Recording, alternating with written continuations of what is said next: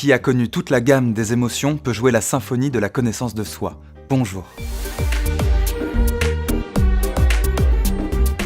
Bravo, vous connaissez maintenant les notes et les rythmes. Et aujourd'hui, on va en apprendre un peu plus sur comment coller les notes ensemble. Et pour ça, on va parler des gammes. Ouais, je connais. Je me souviens plus trop, mais je crois que c'est comme le solfège.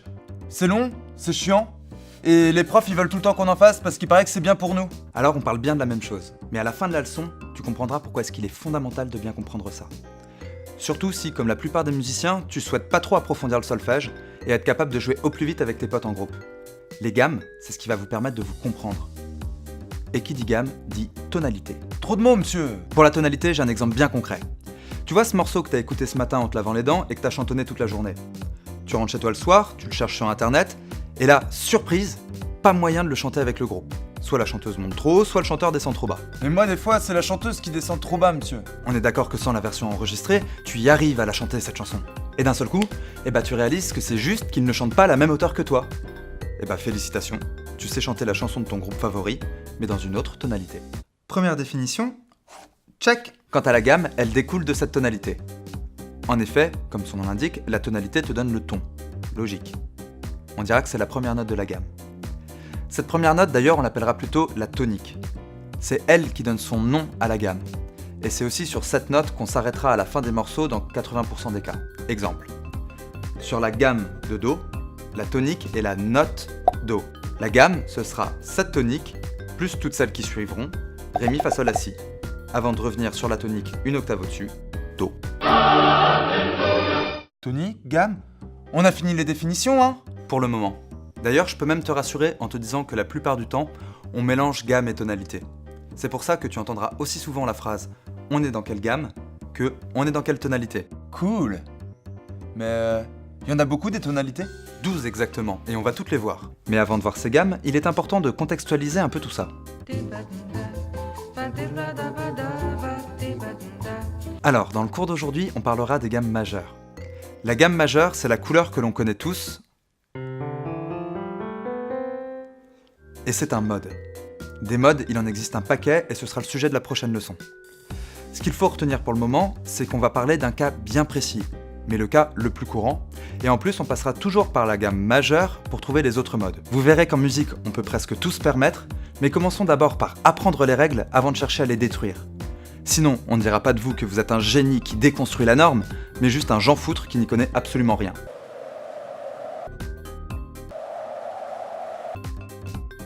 Oh, pardon. Du coup, c'est quoi les gammes? Comme on le dit depuis un moment, la gamme majeure, c'est par exemple Do, Ré, Mi, Fa, Sol, La, Si, Do. Maintenant, ça nous paraît évident. Mais intéressons-nous un petit peu à l'écart qu'il y a entre chaque note. Entre Do et Ré, par exemple, il y a un ton. Entre Ré et Mi, Un ton? très bien. Mi, Fa, Un.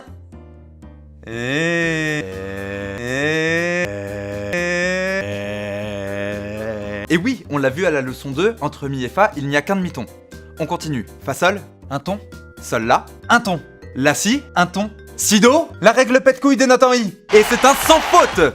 Effectivement, entre Si et Do, il n'y a aussi qu'un demi-ton. Nous aurons donc comme intervalle à l'intérieur de notre gamme majeure, ton, ton, demi-ton, ton, ton, ton, demi-ton. Et c'est ces écarts à l'intérieur de la gamme qui donnent cette couleur majeure si chère à nos oreilles de jeunes occidentaux.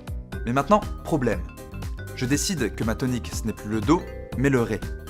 Et là, ça va vite coincer. Démonstration. Ré, Mi. Un ton. Mi, Fa. Un demi. Non, mais c'est pas possible parce qu'en fait, il faudrait un... Mais non, mais... Oh, mais pourquoi même quand je comprends, c'est le bordel dans ma tête? Le voilà le problème. Avec notre gamme de base qui n'est pas régulière dans ses intervalles, dès qu'on change de tonique, on se fait avoir. Et c'est là que des gens qui n'étaient pas la moitié de crétins ont inventé le dièse, qui va augmenter la note d'un demi-ton. Du coup, au lieu d'avoir un Fa, on aura un Fa dièse, et on conserve l'écart d'un ton entre notre deuxième et troisième note, comme convenu. Eh mais je le connais ce signe, je l'ai déjà vu sur... Non, non, non, non. Tu ne termines pas ta phrase. Mais si, je vous jure, hein, je l'ai déjà vu sur une partition de bac. C'est marrant, venant de toi, je m'attendais à autre chose. Goddamn, I'm glad y'all set it off. Used to be hard, now you just went soft. Bon, donc du coup, vu que le Fa a été augmenté à l'aide d'un dièse, on aura bien un demi-ton entre le Fa dièse et le Sol. On va continuer et on aura le même souci entre le Si et le Do.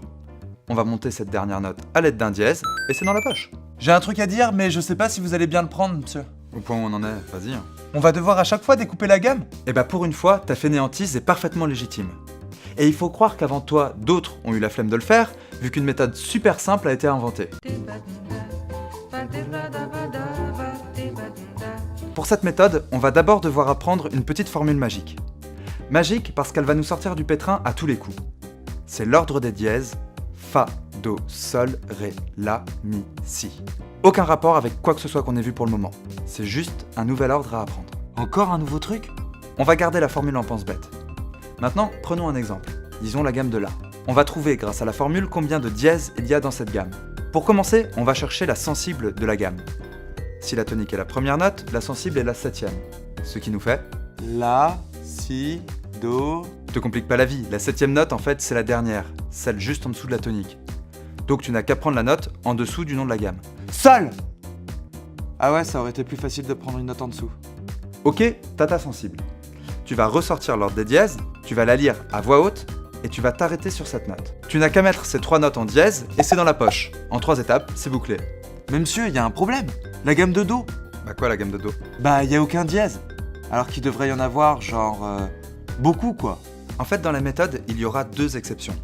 C'est donc la gamme de Do, où il n'y aura rien, et la gamme de Fa, où il y aura un Si bémol. Encore des exceptions? Encore un nouveau signe? Encore des embrouilles? Mais elle est naze, votre méthode! Tu te calmes? Les bémols, c'est tout simple, ça va juste descendre ta note d'un demi-ton. Si tu regardes les intervalles de la gamme de Fa, c'est juste ce dont on a besoin pour respecter les écarts. Et pour la petite info, la méthode d'origine fonctionne avec la gamme de Fa dièse majeur, on démarrera un demi-ton au-dessus de Fa, et toutes les notes seront dièses à part le Si. Elle fonctionnera aussi avec la gamme de Do dièse majeur, où pour le coup, toutes les notes seront dièses. Ouais, mais du coup, si on fait comme vous dites, bah, il y a encore plein de notes sur lesquelles on peut partir. Toutes les touches noires du piano. Merci pour la transition, on peut maintenant parler des bémols. Non, j'ai rien dit! Pour les gammes en dièse, à l'exception de la gamme de Do dièse et Fa dièse majeur, on démarrait systématiquement sur une tonique bécard, c'est-à-dire sans altération. Pour les gammes en bémol, par contre, on démarrera systématiquement sur une tonique bémol. Et là aussi, vous allez parler d'une méthode... simple, mais en fait, ça rend fou. Eh ben non, la méthode pour les bémols, elle est encore plus simple. On commencera par retenir l'ordre des bémols. Si, Mi, La, Ré, Sol, Do, Fa. Encore un nouvel ordre, mais vous voulez ma mort ou quoi? Mais regarde 2 secondes avant de péter les plombs. L'ordre des bémols, c'est juste l'ordre des dièses à l'envers. En musique, tout n'est qu'un cycle permanent. Et ici, pas de sensible ou quoi que ce soit, hein. Tu vas juste t'arrêter sur le bémol d'après le nom de la gamme. Par exemple, en Mi bémol majeur, tu auras Si bémol, Mi bémol et La bémol. Et le piège, il est où? Ici, pas de piège, pas d'exception. Juste un truc marrant à remarquer, c'est que si tu choisis la gamme de Fa dièse et Do dièse, eh bien, tu peux aussi penser la gamme de Ré bémol et Sol bémol majeur. Après tout, Do dièse, Ré bémol, c'est la même chose. Truc marrant, chacun son humour, hein. Fais le mariole, n'empêche que grâce à ces 2 méthodes, on a vu les 12 gammes qui existent. C'est peut-être bien pour vous, mais moi j'y crois pas trop, hein. Ça a surtout l'air chiant pour rien. Mais cela ne va pas, jeune homme! Tiens, ça faisait longtemps. Alors vous, je ne vous félicite pas. Je vous ai laissé parler jusqu'à maintenant parce que pour une fois vous étiez complet. Vous me direz avec la méthode que tout le monde connaît, difficile de passer à côté de quelque chose. Mais laisser passer l'effronterie de ce jeune homme est inadmissible. Les gammes, inutiles, on croit rêver. Vous voulez pas le dégager tout de suite, monsieur? Non, car cette fois, je crois que je vais être assez d'accord avec lui. Déjà, comme l'a dit notre ami le hipster ici présent, les gammes, c'est ce qui vous permettra de jouer ce que vous voulez avec qui vous voulez. Alors si vous souhaitez jouer autre chose que Frère Jacques ou Au clair de la lune, il serait peut-être temps de vous y intéresser. Sans cela, dès que vous serez face à une nouvelle partition qui vous sortira de votre zone de confort, vous paniquerez immédiatement. L'homme qui vous sert d'enseignant a mentionné les modes. Il en existe des dizaines et il vous faudra, pour les comprendre, passer systématiquement par les gammes majeures. Alors ne pas maîtriser ce sujet, c'est se fermer la très grande majorité des univers musicaux. Toujours pas envie de le faire taire? Même s'il est toujours aussi désobligeant, il a raison, tu sais. En conclusion, rappelons-nous donc qu'une gamme, c'est un ensemble de notes. Bon, pour moi, ça me semble assez... Nom de Dieu! Mais c'est qu'il allait me tirer ma conclusion, ce petit fumier! Fatality. Du coup, pour conclure, une gamme, c'est un ensemble de notes. On lui donne le nom de sa tonique, qui est la première note de la gamme. Quand on parle de dièse et de bémol, on parle la majorité du temps en mode majeur. Et même quand on parlera dans d'autres modes, on transitera beaucoup par le mode majeur. Le plus important à retenir dans cette leçon, c'est les 2 méthodes, la méthode des dièses et la méthode des bémols. Complétez ça avec les 2 exceptions, et vous connaîtrez les 12 gammes existantes. Comme exercice, comme d'habitude, il y en a 2, le rapide et le long. Dans l'immédiat, soyez sûr de vos méthodes. Commencez d'abord par bien comprendre et bien intégrer la technique des dièses. Et seulement ensuite, vous vous attaquerez à la méthode des bémols. Ça vous évitera de vous emmêler les pinceaux entre les deux. Enfin, sur le long terme, l'autre relou l'a bien dit, il va falloir les pratiquer ces gammes. Alors, on se fixe un objectif concret, comme par exemple maîtriser la gamme de Do au bout d'un mois à noir égale 100 au métronome. Puis ensuite, on passe à la gamme avec un dièse, la gamme avec un bémol, deux dièses, deux bémols. Et au bout d'un an, vous maîtriserez les 12 gammes. C'est mathématique. Et des moyens pour pimenter l'expérience, il en existe des dizaines. De quoi vous occuper jusqu'à la fin de votre vie avec la promesse de devenir toujours meilleur.